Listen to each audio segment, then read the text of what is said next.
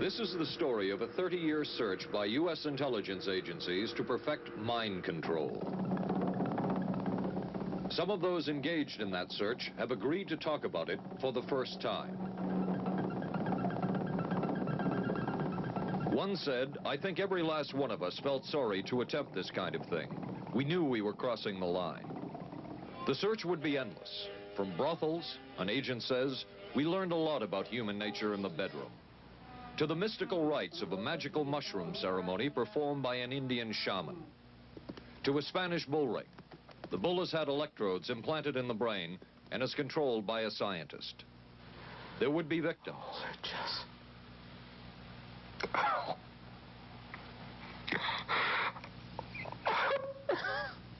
One intelligence agency tried to peel this man's mind back to reveal its deepest secrets. I'll live through it. I'll live through it. This man worked on some of these programs. He would write of his work, "It was fun, fun, fun." This is the story of the search for mind control. ABC News Close-Up, Mission Mind Control. With ABC News correspondent Paul Altmaier. 1217, now boarding at gate. Mark? Anne. It's been ages. Can I buy you? Allow me. 2 Michelob Lights. Michelob makes a light beer? Perfect. The good taste of Michelob Light. Don't just compare it to other light beers. Compare it to your regular beer. It's that good. You always did go first class. Your ticket to San Francisco. Thank you. San Francisco? You too? Good taste runs in the family. Mrs. Cooper, I need help. Oh. With all these different dog foods, I don't know what kind to feed him. Dry, soft. Honey, it's not the form, it's the formula. Those are for any dog, young, old, whatever. But Cycle 2 dog food is especially for dogs ages 1 to 7, like mine. The Cycle 2 formula has just what dogs in their active years need to help stay healthy. And happy. With Cycle, I know what to feed him. Now get Cycle 2 in 25-pound bags. We are not professing to tell you the complete story of these activities. We are professing to tell you the complete story that we know. Right. But these records that we've uncovered don't tell the story. They tell pieces of it. This is a story that has been told in bits and pieces. This is an attempt to pull most of it together. We know we don't have the full story. We do, however, have some striking new revelations and insights. The story begins here, just off the nation's front yard, the Mall. The buildings behind me were the headquarters for the World War II Office of Strategic Services. It was here that the first halting steps toward mind control began. The shaper and molder of OSS was General Wild Bill Donovan. He said of his group's work, "We may have made mistakes, but we were not afraid to try things that were never done before." In this anything-goes atmosphere, Donovan appointed this man, Stanley Lovell, a Boston industrialist, to break new ground in many scientific and technical fields. Donovan called Lovell his Dr. Moriarty, after the fiendish professor in Sherlock Holmes. Lovell liked the name and posed for this Saturday Evening Post photo. He later wrote of his OSS job that it was, quote, to stimulate the PEC's bad boy beneath the surface of every American scientist and to say to him, throw all of your normal law-abiding concepts out of the window. Here's a chance to raise merry hell. It was in this atmosphere that the search for mind control began. This bizarre man would be an active participant in that search over the next 2 decades. His name is George White, an OSS captain who had formerly been with the Bureau of Narcotics. In his diary, seen here publicly for the first time, White left a legacy of the darker side of American intelligence work. He received his early OSS training at the British-run school at Oshawa, Canada, the same school where Ian Fleming, the creator of James Bond, was trained. White referred to the school in his diaries as the Oshawa School of Mayhem and Murder. Mike Burke, former OSS colleague of White's and now president of Madison Square Garden Center. Very compelling fellow, mysterious fellow, almost mystical fellow. He was fascinating because you knew something about him, but not enough about him to really get a fix on him. He also knew a great deal about the swifter elements of society, the gamier side of life. And he was very impressive in his technical knowledge of the underworld, so to speak. He said, one of our men gets beat up. He says, you have to act real fast and teach these guys a lesson. Charles Siragusa, a former narcotics officer and friend of White's. He'll come around, he says, and break your kneecaps. And with that, one guy laughed, and George would always have a little Billy with him. And this one guy saw us naked. George White turned around and whapped him across the neck with it. Then he picked up a pool stick and started beating everybody up. He made his point. And he made his point. George White was not a man of understatement or subtleties. His boss at OSS, Stanley Lovell, referred to him as deadly and dedicated. In this note from White's diaries, it says, call Lovell regarding TD. TD was a rather transparent cover for Truth Drug. George White worked with the Truth Drug Committee here at St. Elizabeth's Hospital in the nation's capital. They experimented with mescaline, scopolamine, and marijuana on unwitting victims. The committee soon learned there was no easy panacea, no truth drug at this stage. But White and later colleagues would not stop trying. The goal remained the same. As this 1952 CIA memo says, the aim is controlling an individual to the point where he will do our bidding against his will, and even against such fundamental laws of nature as self-preservation. But it was a discovery here in Basel, Switzerland, at Sandoz Laboratories by Dr. Albert Hoffman, that led the intelligence agencies of America to believe that they had found the panacea.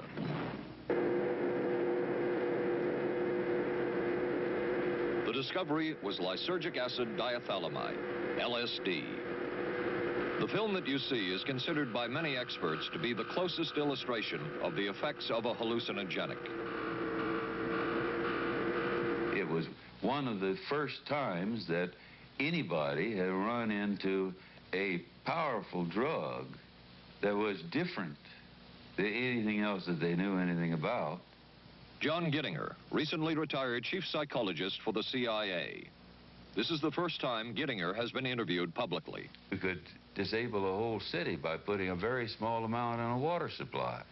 After all of these years of us, those of us who are involved in looking for this secret drug, this was the only thing that began to look for the first time like it might be something like that.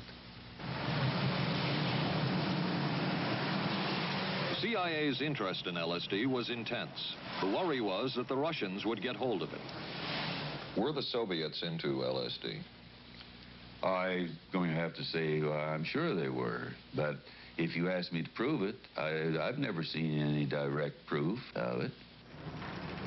But at one point, intelligence information received from Switzerland said that Sandoz Laboratories was about to put 100 million doses of LSD on the open market.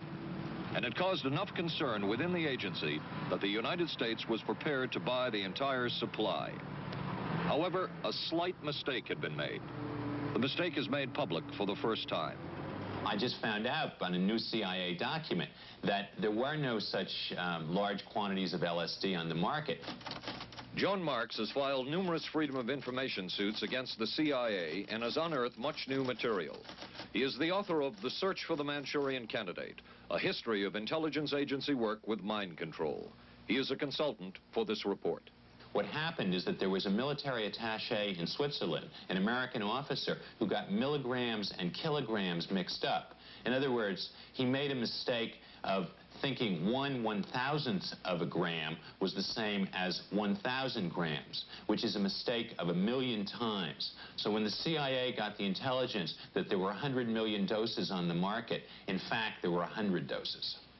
The man who would oversee the CIA's research into drugs and most of the agency's behavior programs is this man, Dr. Sidney Gottlieb, a chemist. Dr. Gottlieb declined ABC News' request for an interview. In their never-ending search for the miracle weapon, CIA operatives searched here in the remote mountain areas of southern Mexico for what up to then had been considered a myth, magic mushrooms. They used this man, a part-time chemist with the CIA, to dupe this man, a vice president of a bank, and an amateur mycologist or mushroom expert to try to get to the magic mushrooms and turn them into a drug. But it would be the amateur, R. Gordon Wasson and his colleagues, who would win the race and develop the drug psilocybin from the magic mushrooms. We went into the Mazatec area, far from the highways, remote from Mexico City. There we found that rotten bagasse, as it's called, bagasso, covered with mushrooms. These mushrooms I didn't know, had never seen. They were the sacred mushrooms. Wasson would also discover and record the ancient mystical rites of the mushrooms from a local shaman or magical priestess, Maria Sabina. And we were seeing incredible sights. They would go slowly or they would go fast as I ordained. All your senses are rendered acute. We say that you see visions, you see hallucinations, but that doesn't begin to tell the story. The hallucinations are only part of it. You hear sounds, you smell things. The night was thrilling. Word of Wasson's discovery reached the CIA quickly. Dr. James Moore, a University of Delaware chemist, secretly served the CIA preparing deadly chemicals on short notice. Moore was instructed to get close to Wasson and accompany him on another trip to Mexico to get the magic mushrooms. Internal documents show the CIA felt a drug derived from the mushrooms could remain an agency secret. What in the world were they looking for with the magic mushrooms? I think the best answer to that is that they were looking for fundamental information on compounds that would be capable of causing changes in behavior, changes in mental attitude. Did you ever consider what would have happened if any of these substances were given to, say, unwitting people? Oh, I don't remember having considered that specifically. What if you... I trust perhaps you've thought about it. Well, I haven't worried about it. Your question again, what would I have thought had I known that any of these substances would have been given to unwitting persons? You mean a hostile agent of another government? No, I mean that was probably one of the things they had in mind. I mean testing it out on an American citizen. I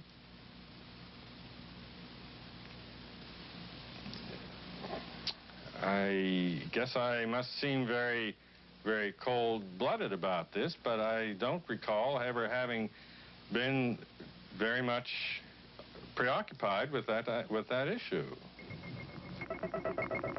But many drugs were tested in this way. A decision was made at the highest levels of the CIA to do testing on unwitting Americans. As one CIA document says, such testing would be operationally realistic. A former CIA official who worked on these programs describes for the first time how the decision was made. He did not wish to be filmed or recorded. Thus his remarks are read by someone else. I think every last one of us felt sorry to attempt this kind of thing. We knew we were crossing a line. Every decent kid knows he shouldn't steal, but he does it sometimes. We knew damn well we didn't want anyone else to know what we were doing. The decision was made to do testing on unwitting victims. It was decided they should be on the fringes of society because they were most vulnerable. It was the borderline underworld, prostitutes, drug addicts, and other small-timers who would be powerless to seek any kind of revenge in case they found out. And as their predecessors had a decade earlier, the CIA turned to George White for help. White was now a high-ranking narcotics official, and by this time, the stories about George White were legendary. So the waiter says, "May I help you, monsieur?" And George White was busy talking with me. I paid no attention to the waiter, so the waiter tapped him on the shoulder, says, "May I help you, monsieur?" George White turned around, whipped his gun out, and stuck it in the guy's face like this in this crowded restaurant. George White did not mind bending the law, and he knew the street well. He was the ideal choice for what the CIA had in mind. We were Ivy League, white, middle class. We were naive, totally naive about this, and he felt pretty expert. He knew the whores, the pimps, the people who brought in the drugs. White set up so-called safe houses for the CIA in New York, here in Greenwich Village, and later in San Francisco, in this hotel, and in an apartment atop Telegraph Hill with a commanding view of San Francisco Bay. While the existence of these safe houses was disclosed last year, details of what took place within them has not been told. A former CIA official who worked in the safe houses reveals that they were used not only for drug testing, but to study sexual behavior and how it could be used to manipulate people. We did quite a study of prostitutes and their behavior.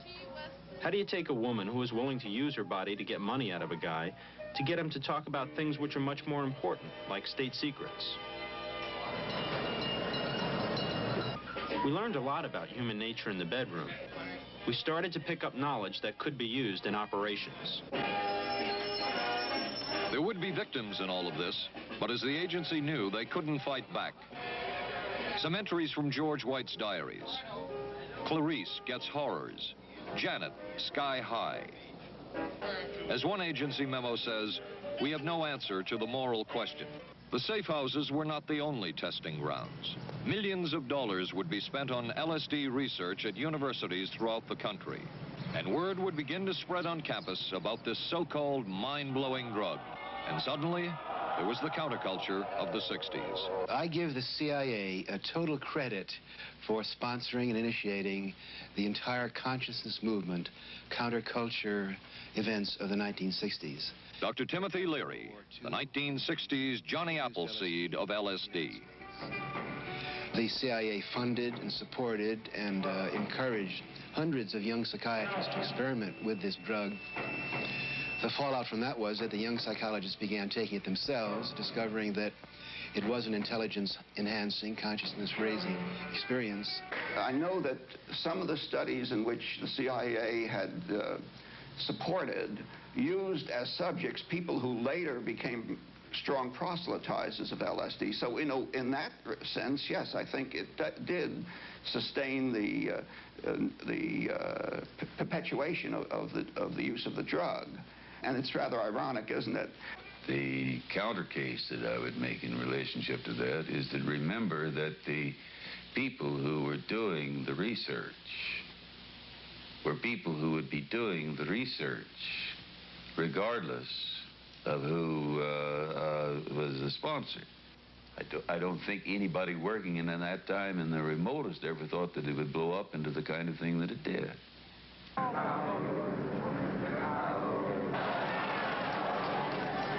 History will judge the role of the CIA and other intelligence agencies in unwittingly contributing to the counterculture of the 60s through their intense interest in LSD and other hallucinogenics. But for the moment, at least, the argument can be made that the CIA helped usher in the age of Aquarius.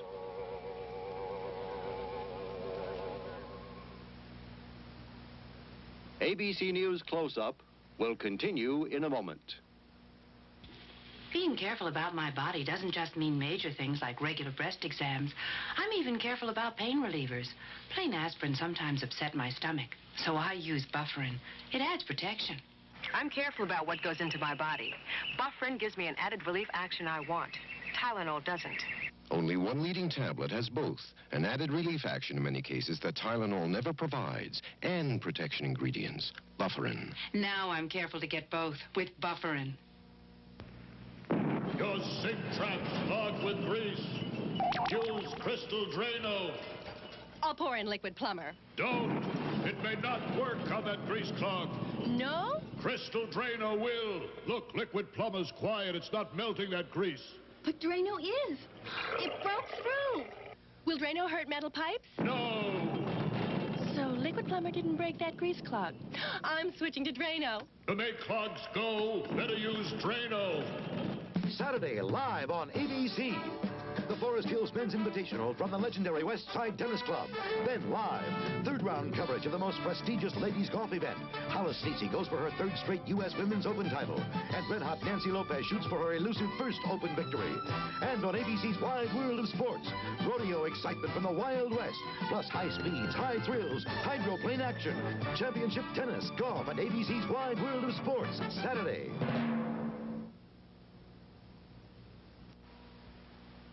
Wednesday on 8 is Enough. We got the buggy fever. The Bradford girls go disco crazy. Hey, hiya, hun. What do you say we get, down? And the summer's off to a red-hot start. And Charlie's Angels play the horses. I want to be a jockey. But end up in a dead heat with death. Then, the ghost of Jack the Ripper haunts the back streets of Vegas. Tomorrow, starting at 8, 7 Central and Mountain on ABC.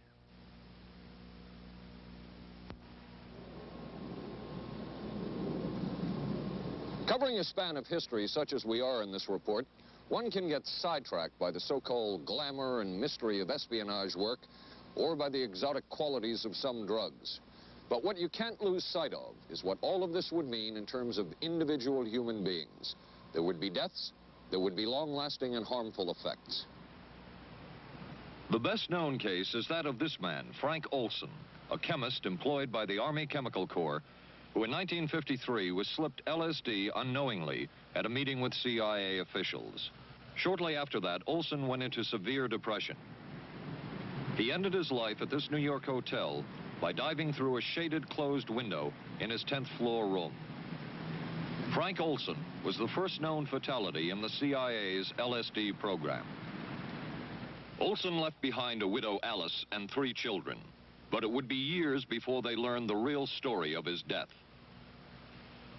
Shortly after his suicide, Alice Olson was visited by Dr. Sidney Gottlieb, the man who had administered the drug, and by Robert Lashbrook, his deputy, who was the last person with Frank Olson the night of his death. It was probably to check me out and see whether I was handling myself and handling the situation, whether I was hysterical.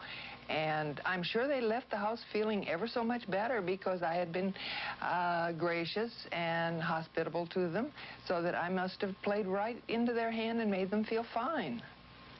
23 years later, how did you feel about that meeting? My anger was unbelievable at how I had been duped for this length of time, and the anguish which was unnecessary. Anyone who knew during all of those years never told Alice Olson the real story of her husband's death. She would discover it by accident more than 2 decades later. In essence, it was a 22-year-long cover-up. Lyman Kirkpatrick was Inspector General of the CIA at the time of Frank Olson's death. But had not the Olson case occurred within the secret confines of the CIA, would not this case have been a prosecutable case? Perhaps manslaughter? I would think very definitely prosecutable, and certainly from the point of view of of Mr. Olson, why it should probably have been actionable. Frank Olson's suicide slowed down the CIA's testing of LSD and other drugs, but only momentarily. The CIA was not the only government agency interested in the possibilities LSD and other drugs presented for mind control. The Army Chemical Corps first started working with the CIA and then branched off on its own. It, too, tested drugs on unwitting victims, and a death would result. The case of this man, Harold Blower, a tennis pro, seen here with his daughter Elizabeth, is well known. In 1953, Blower was a private patient at the New York State Psychiatric Institute. He was given 5 injections of a mescaline derivative that was being tested secretly for the Army Chemical Corps. With the 5th injection, Harold Blower died. As with the Olson case, a 22-year cover-up followed, until finally the Army admitted the real details of Blower's death. Since the initial news stories of Harold Blower's death, close to 5,000 documents, previously classified, have been released by the Army and obtained by ABC News. They provide valuable insight into Army activities at the time of Blower's death and where the Army went from there with their own drug testing program. From a previously classified deposition of Dr. James Cattell, who administered the mescaline derivative, on the purpose of the drug testing, to produce symptoms similar to those that you see in schizophrenia. On how much the patient knew about all this. We didn't delineate all the possibilities of what might happen because then you contaminate your experiment. Cattell then relates that he never even knew what drug he had given Harold Blauer because of the secrecy of the Army experiments. We didn't know whether it was dog piss. This was secret. This was a secret. We weren't in on it. We asked Blauer's daughter Elizabeth for her reaction. What? How can anybody react to that? I mean, that is so far from what you'd expect from a human being, never mind a doctor, never mind a professional specialist who's supposed to care about people's minds. It's unbelievable. A suit filed by Elizabeth Barrett against the Army Chemical Corps is now pending in federal court. Other Army experiments continued on mental patients around the country. Work done at the Tulane Medical Center in New Orleans involved several drugs, hallucinogenics, and electrodes implanted in the brain. The chief researcher was Dr. Russell Monroe, now head of the psychiatry department at the University of Maryland. These are various progress reports written by Dr. Monroe and recently obtained by ABC News. From one of the progress reports, a report of a woman who had electrodes implanted in the brain and was then given LSD and other drugs. She became agitated, cried, lapsed into a trance-like state.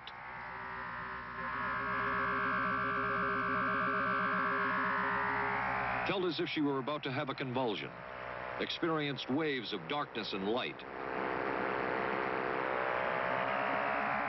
had bizarre sensations in her neck and legs, said somebody was trying to manipulate her body. At this point, Dr. Monroe wrote that the woman was obviously having paranoid ideas. As a layperson, perhaps you can enlighten me. What therapeutic effect would the type of experiment that I just described have on a patient? Well, the therapeutic effect would be indirect. Was this patient aware that she was being given LSD? Yes, I mean, they were told that they would be given some medication, and they should have... Specifically LSD? Well, we told them, I don't think that they would have even known what LSD was then at the time. They were told that they were going to they would be given some medications which might make them feel worse. Dr. Monroe, what do you think the Army Chemical Corps was looking for in all of this testing?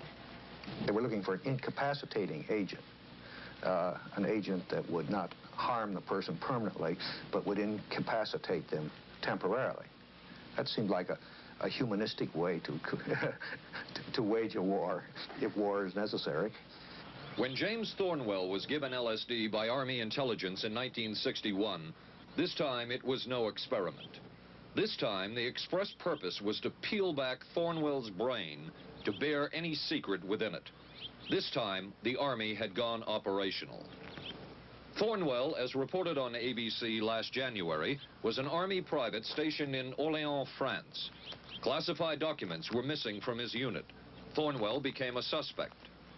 His 2.5-month interrogation included administration of sodium pentothal, hypnosis, isolation, and deprivation of sleep. Army documents obtained by ABC News refer to this interrogation as conventional. Despite the severe questioning, Army intelligence was getting nowhere with Thornwell, and it was decided to slip him LSD. For 16 years, Thornwell never knew what had hit him. Tell me about the acid. I'd rather not. It's a bad trip. It's a bad trip. That was a bad trip. The pain was so excruciating. Felt like somebody was sticking me with 1,000,000 pins. You know, just everywhere. Oh, it just...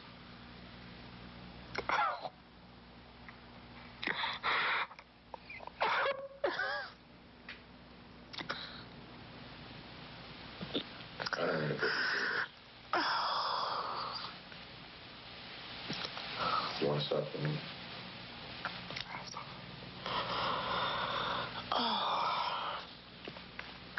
I walked around. What's up? Oh, I can talk. I'll live through it. I'll live through it. I'll live through it. No charges were ever brought by the Army against Thornwell. He was discharged for psychological disorders. But an Army psychiatric evaluation of Thornwell obtained by ABC News, one which was done prior to Thornwell having been given LSD, says of him, fairly cooperative, oriented, alert, and gave no evidence of psychosis or depression. From the Army's point of view, this type of LSD interrogation was a success. Other documents refer to the exploitability of interrogation subjects, cracking them, keeping them off balance mentally, and providing an economical, speedy, and productive aid to interrogation. From James Thornwell's point of view, it was no success. Thornwell still has serious problems. He's run through 2 marriages. He maintains he can't hold a job, can't concentrate, has nightmares, and feels socially and emotionally isolated. Last fall, Thornwell filed suit against the government in federal court. In a moment, we will examine the closest experimentation to brainwashing that we have uncovered.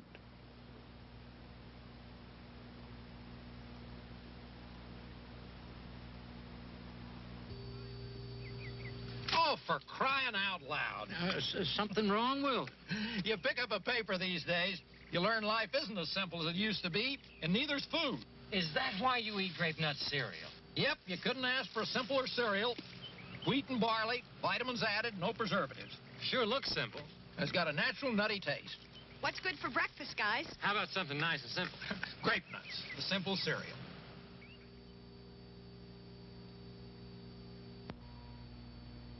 Maxwell House's coffee you can count on.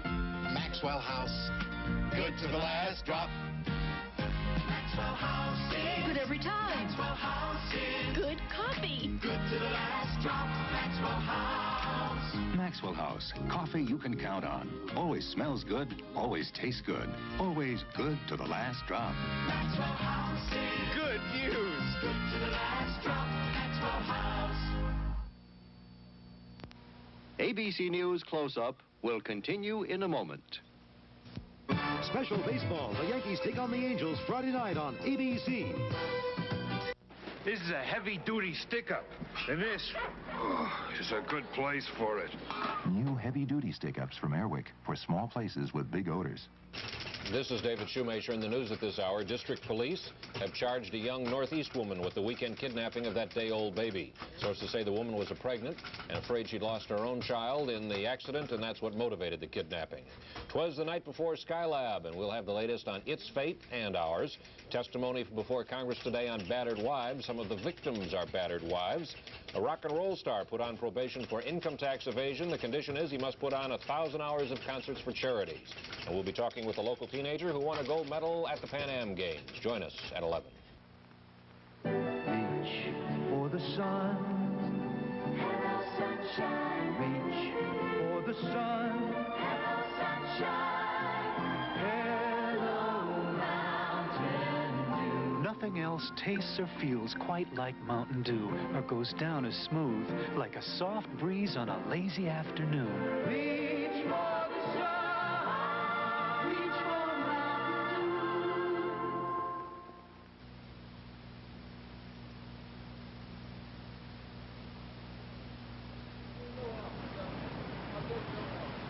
By far, the most chilling experiments we have uncovered took place at this Gothic estate called Ravens Crag, halfway up Mount Royal in Montreal. It houses the Allen Memorial Institute of Psychiatry of McGill University. It was here that the CIA funded a series of experiments, severe experiments. The work was done by the Institute's then director, Dr. Ewan Cameron. It is the closest experimentation to brainwashing yet disclosed. His work, unprecedented in psychiatry, consisted of 3 areas which he called sleep therapy, psychic driving, and the ultimate depatterning. Dr. Maurice Dongier, current head of the Allen Memorial Institute.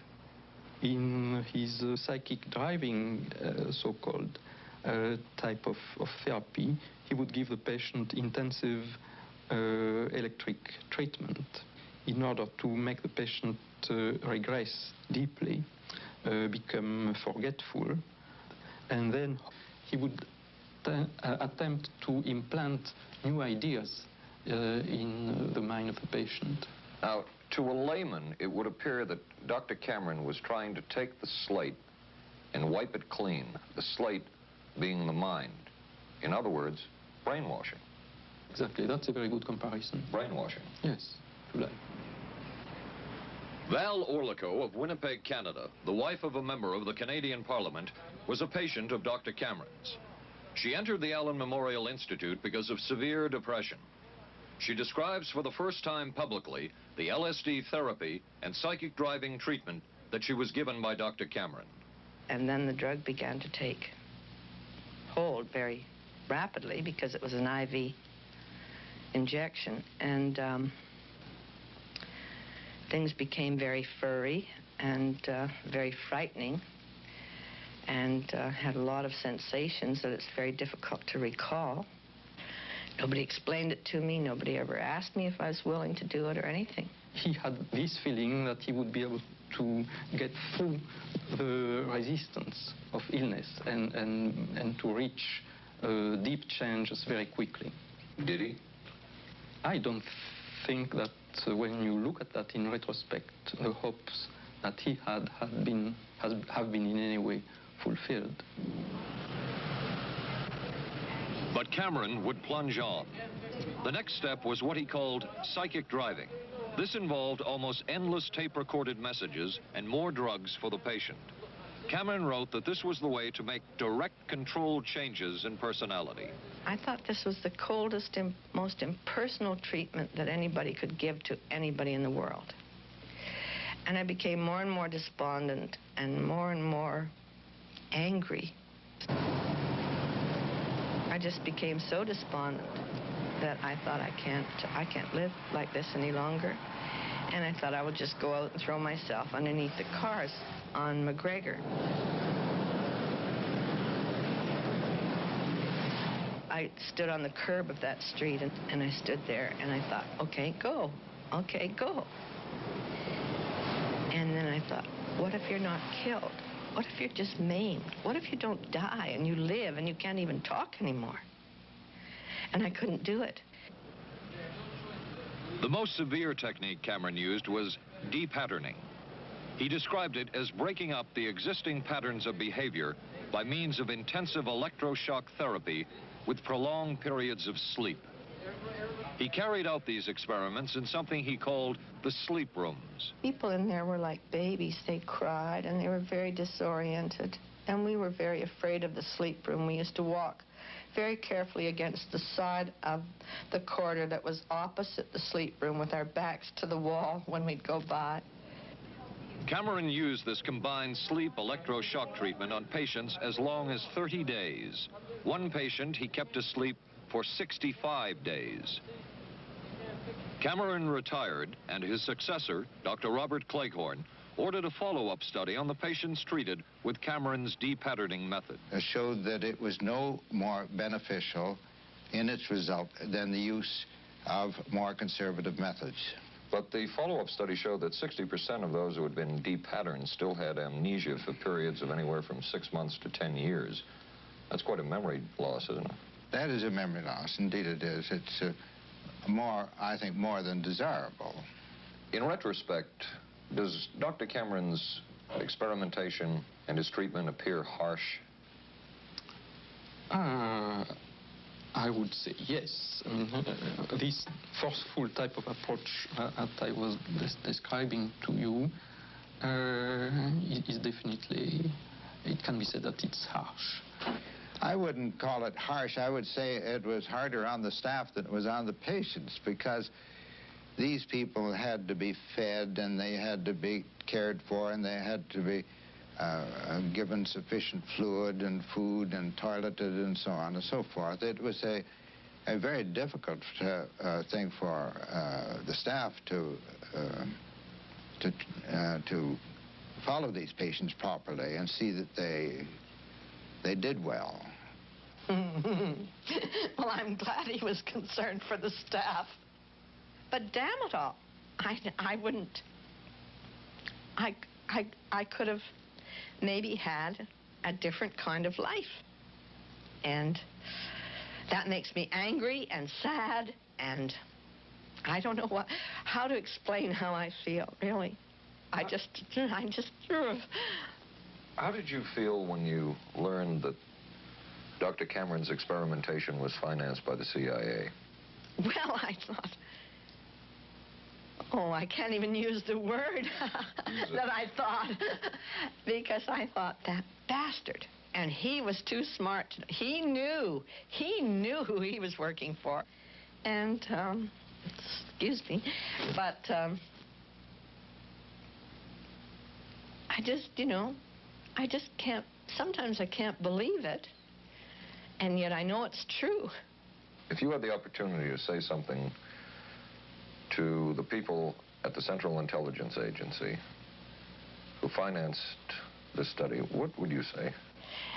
I realize the CIA is a very important organization and they have a very important job to do. But God, it surely doesn't have to be done on people who are totally incapable of knowing what's happening or having any defense against it. And I can't imagine the mentality of people who would do this. I just can't.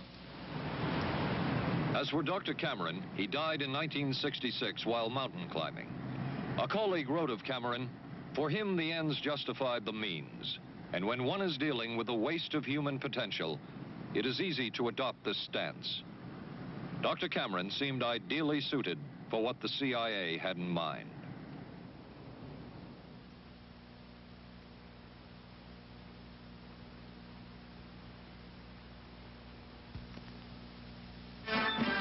America is adapting to the shape of things to come. Triumph TR7 with 5-speed transmission or optional automatic. Wide steel belted radials, front disc brakes, front end spoiler, rack and pinion steering. Triumph TR7. No other sports car looks like it. No other sports car drives like it. Triumph TR7. The shape. Don't worry, they just got lucky. I'm sorry, I let us down. Forget it, we'll beat them next week. No, I really let us down. Come on, how about a Michelob Light, huh? Michelob makes a light beer? Sure. The good taste of Michelob Light. Don't just compare it to other light beers. Compare it to your regular beer. It's that good. This Michelob Light is great. Hey, you know what our real problem was today? Yeah, you were terrible. Good taste runs in the family.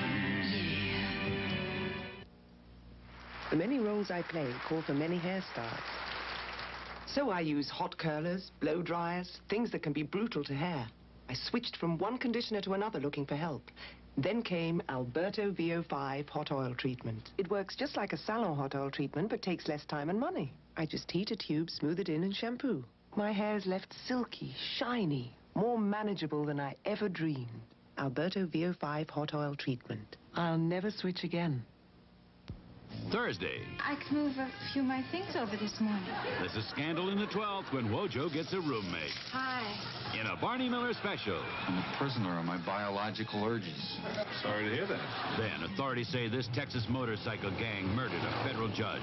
People are always scared of something they don't understand, and they don't understand us, so they're scared. Geraldo Rivera investigates dope, death, and the banditos on 2020.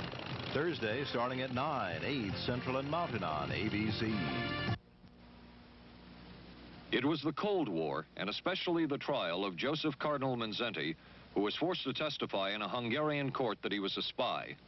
And then later, the Korean War, with the coerced and mainly fraudulent confessions of American servicemen. My generation took place on the... that would spark intense interest in intelligence circles about brainwashing. The CIA secretly commissioned a study of communist brainwashing methods at the Cornell University Medical Center. A leader of that study was Dr. Lawrence Hinkle. He explains first the Russian method of controlling and breaking a person. Absolutely isolated from everyone else, with one man whose job it is to get you to write the extent to which you are a criminal. In this setting, you can get people to do most anything, do you see? Because you don't have to lay a hand on them. And by the time you get through and you go up before the judge, the fellow says, "Were you a spy?" He says, "Yes, I was a spy." The Chinese never really had this kind of a state police system. They would get him in, and all this fellow does is ask you to write, rewrite, and talk to him about your whole life. Graduated from pilot training in 1949. While the purpose of the study was to find out about communist brainwashing techniques, CIA documents show that the agency was interested in developing mind control methods of its own to precondition and control Chinese living in this country to be sent back to their homeland as CIA agents. What do you think they were looking for? Well, I think they weren't looking for agents or anything like that. Yet the agency's perception of the work you were doing, in CIA documents we have examined, it says that the project that was being done here, they intended to use everything learned about the new agents to induce them to, quote, to perform acts of a complex, purposeful nature. Yeah, but that was never done. The effects of which may be out of keeping with the individual's previous behavior. That sort of thing was never done. Those people were not, that was, when they first came here, the first people they sent up to see us, you see, were operational type people from the CIA with some rather wild ideas. Okay, this is their perception of it, if I could just continue. No, it wasn't their perception of it either. No, it wasn't. Dangerous to his being, contrary to any previous consciously expressed intentions and interests, contrary to the good of the individual, and subversive to the goals for which he is consciously working. I understand all this talk. But the situation was, you see, those things were never done because of wise people on both sides. We were not able to do this nor interested in it. They were, though. Some of the low-level people were, but the high-level people were not, to tell you the truth. But documents clearly show that the CIA was attempting to develop agents over whom they had as much control as possible. Agents who would perform tasks contrary to their own good. Normally conditioned American who's been trained to kill and then to have no memory of having killed. His brain has not only been washed, as they say, it has been dry cleaned. Is a Manchurian candidate, controlled by others to do things against his will, possible? It was a remarkable film because, as far as I'm concerned, it made something totally impossible seem absolutely credible. I would say the answer is yes, but there are many qualifications to that. Dr. Milton Klein, a psychologist, a clinical and experimental hypnotist, and unpaid consultant to the CIA. The qualifications would be the subject selected to produce the kind of behavior that you wish, the amount of time, the procedures that are utilized, and the motivations of the people who are designing, executing, and administering the procedures. You're asking whether an individual can be, under hypnosis, influenced, coerced, persuaded, shaped to perform an antisocial act, or a destructive act, or an act of violence. My answer would be yes. Captain Marco, will you be good enough to lend Raymond your pistol, please? Yes, ma'am.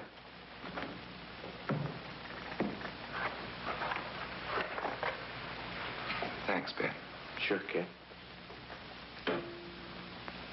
Shoot Bobby, Raymond. Through the forehead.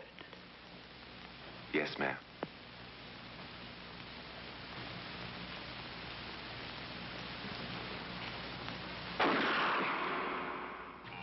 How valuable a tool can hypnosis be in the intelligence field?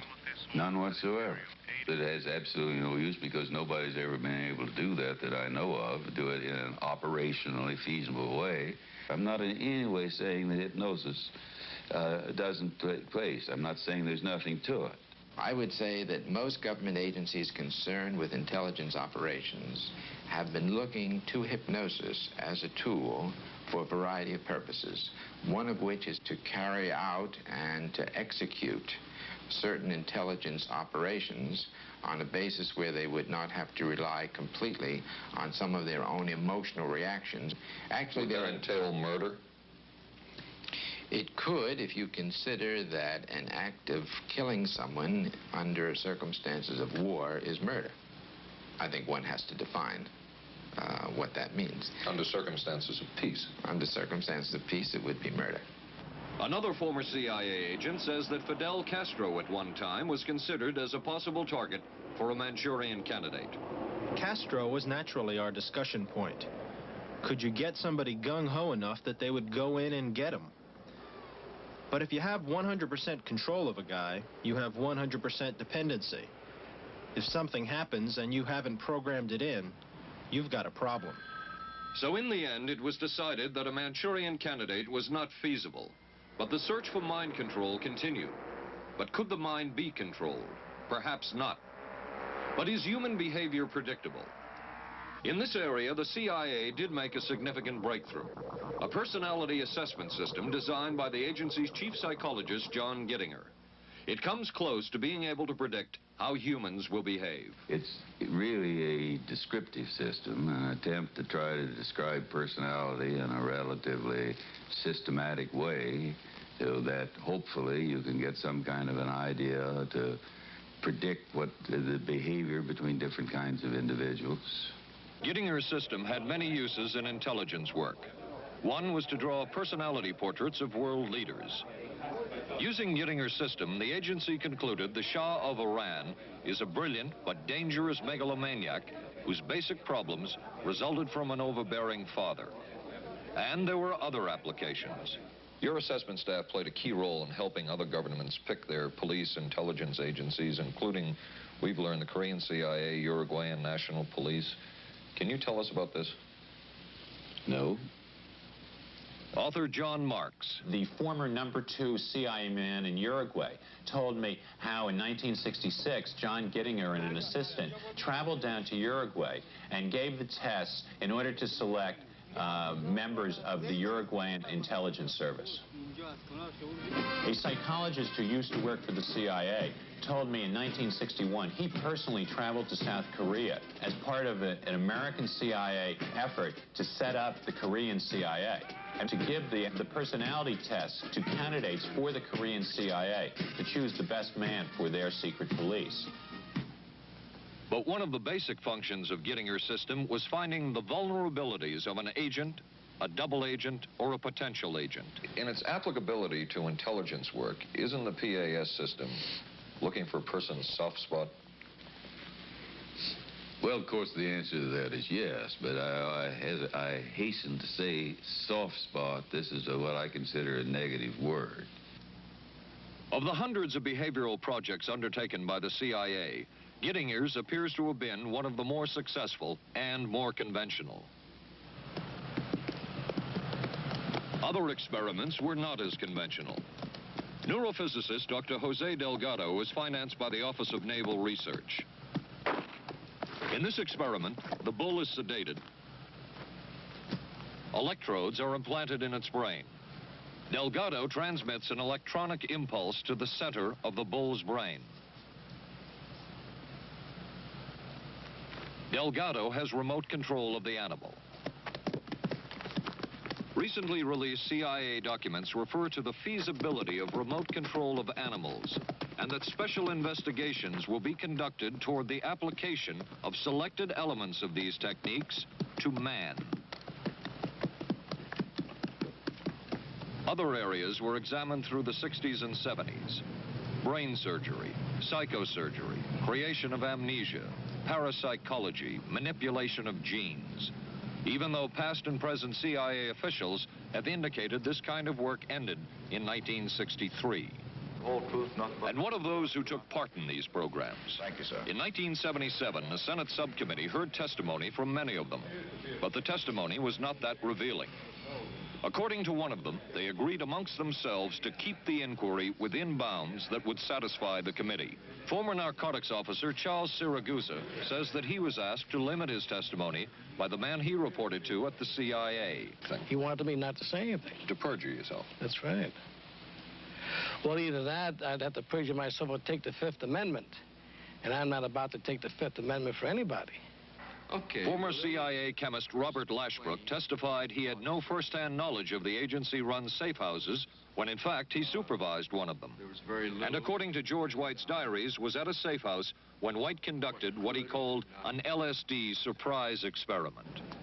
Dr. Sidney Gottlieb, whom we recently filmed near his California home, oversaw many of the CIA behavioral programs. He retired in 1973 and destroyed the records of this work. In sort of a valedictory letter, Dr. Gottlieb wrote that he and his colleagues had been able to maintain contact with the leading edge of developments in the field of biological and chemical control of human behavior.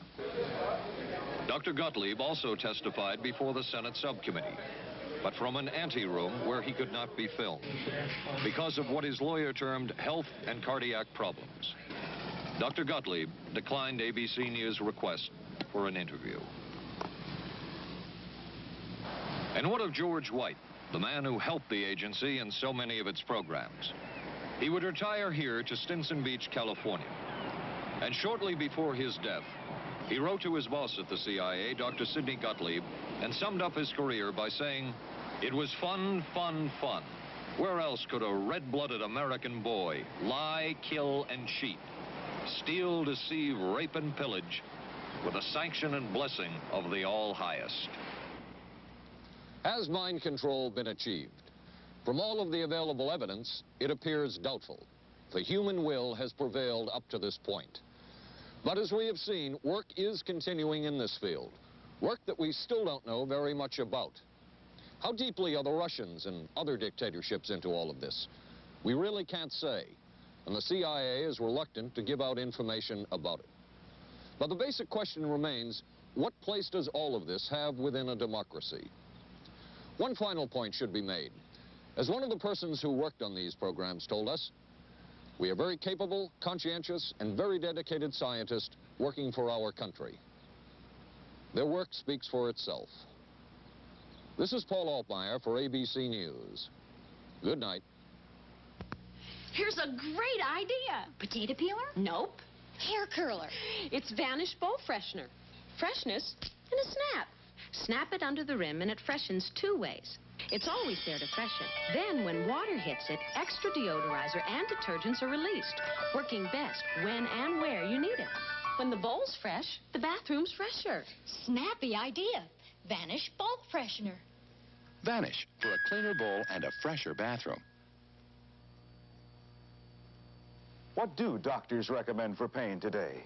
This report shows doctors' #1 choice is the pain reliever in Anacin.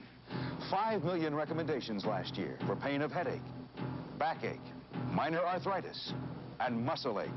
The ingredient in Anacin is the doctor's #1 choice. Anacin is strong, a special combination of medical ingredients free of stomach upset for millions everywhere. The ingredient in Anacin, doctor's #1 choice.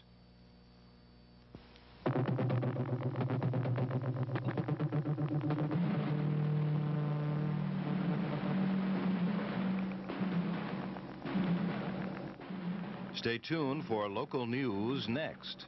Then live from the Johnson Space Center in Houston, ABC News will track the approach of Skylab as it nears re-entry. Skylab, the final hours.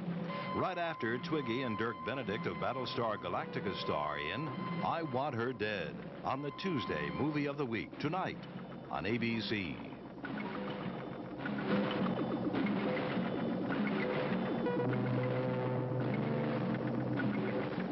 This has been a presentation of ABC News.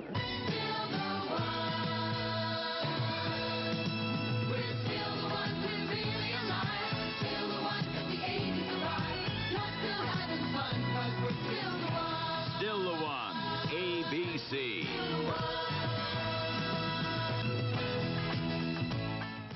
Skylab nears its final orbit, an arrest in the kidnapping of that newborn baby, a rock star sentenced for income tax evasion, and a local gymnast talks about her winning performance in San Juan. News 7 is next. We were concerned about our monthly electric bills, so we called Pepco for help. They sent us this energy-wise home audit. Just take a few simple measurements and answer the questions. Then mail them back to Pepco. Then Pepco will, free of charge, analyze your home's energy use and send you back a list of recommended changes to help you save money on your bills. Write today for Pepco's Energy-Wise Home Audit